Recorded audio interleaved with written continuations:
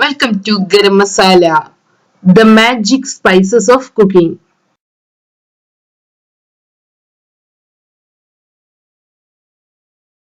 Instant fish curry.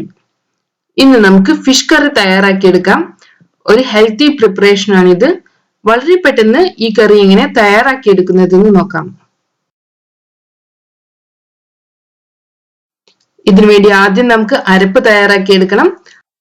ഒരു മിക്സിയുടെ ജാറിലോട്ട് നമുക്ക് 1.5 കപ്പ് തേങ്ങ, 4 ചെറിയ ഉള്ളി, ഒരു ചെറിയ നെല്ലിക്ക വലിപ്പത്തിൽ പുളി, 1 ടീസ്പൂൺ മുളക് പൊടി, 1/2 ടീസ്പൂൺ മഞ്ഞൾപ്പൊടി, 3 ടീസ്പൂൺ മല്ലിപ്പൊടി ഇവ എടുക്കാം.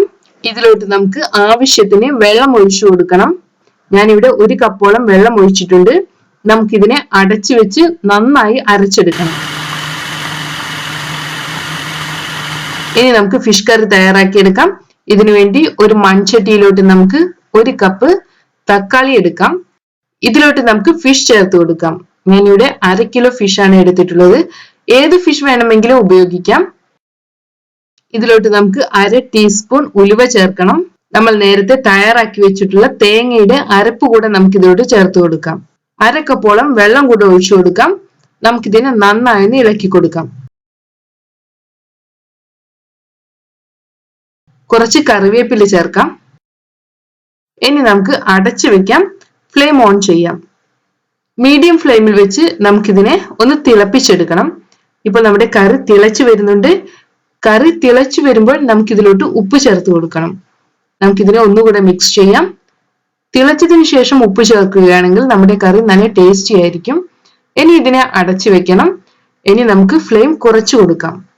ലോ ഫ്ലെയിമിൽ വെച്ച് വേണം നമുക്ക് ഈ ഫിഷ് പീസസിനെ വേവിച്ചെടുക്കാൻ. ഇപ്പോൾ നമ്മുടെ ഫിഷ് പീസസ് എല്ലാം കുക്കായി വന്നിട്ടുണ്ട്. ഇത് ഏകദേശം 10 മിനിറ്റോളം എടുത്തിട്ടുണ്ട്. ഇനി നമുക്ക് ഫ്ലെയിം ഓഫ് ചെയ്യാം.